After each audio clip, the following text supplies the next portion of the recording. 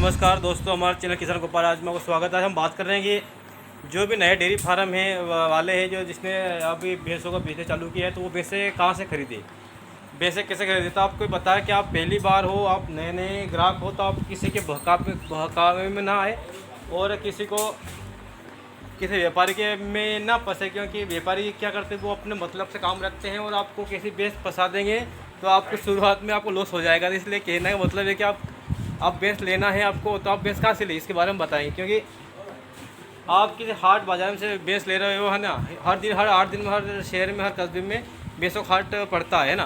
तो क्या कि आपको भैंस लेनी है, तो भैंस लेनी है तो आप पहले आप जो नए फार्म वाले हो, नए भैंस लेने वाले ग्राहक हो, तो आपको क्या करना है कि भैंसें लेने अच्छी लेनी।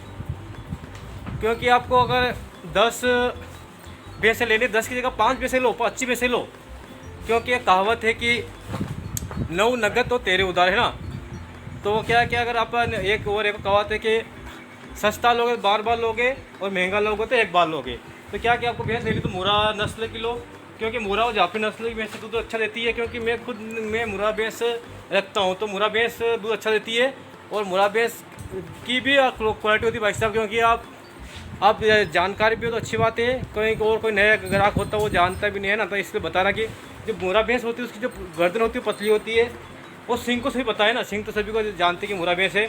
और भैंस ऐसी लेना आपको कि पीछे से उसका जो पीछे का शरीर है वो थोड़ा सा चौड़ा होना चाहिए।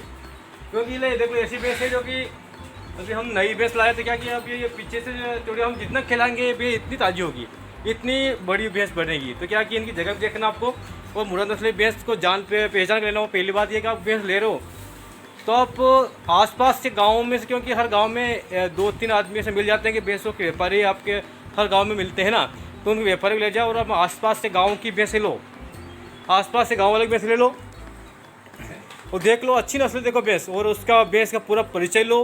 क्योंकि आप नए ग्राहक हो, अब नए डेयरी फार्म चालू करने होता है, भैंसों का अच्छा पूरी जानकारी लेने के बाद, क्योंकि और लेने के बाद उस भैंस को खरीदो आप, है ना।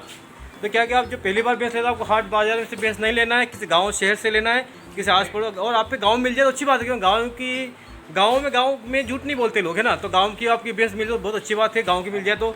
और आपके आसपास गांव में वाली है तो आपके गांव का किसी व्यक्ति को ले जाओ और वो जान परख करके भैंस की भी कहीं तरह की खामियाँ होती है, तो जो भैंस का व्यापार करता है वो गाँव वाला वो पूरी जानकारी रखता है कि भैंस पूरी तरह से कोई कमी तो नहीं वैसे में, पूरे सभी गुण है कि नहीं है। तो उस ग्राहक को ले जाओ आप और भैंस को लाना है, इस प्रकार से भैंस लाओ।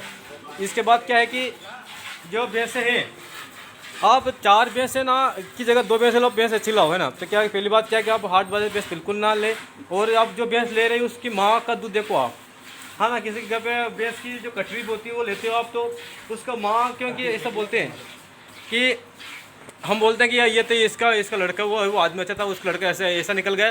तो क्योंकि वंश के पे भी आधारित होता है उसका, अगर उसकी माँ दूध अच्छा दे रही है तो उसका जो बच्ची है वो भी दूध अच्छा देगी, है ना।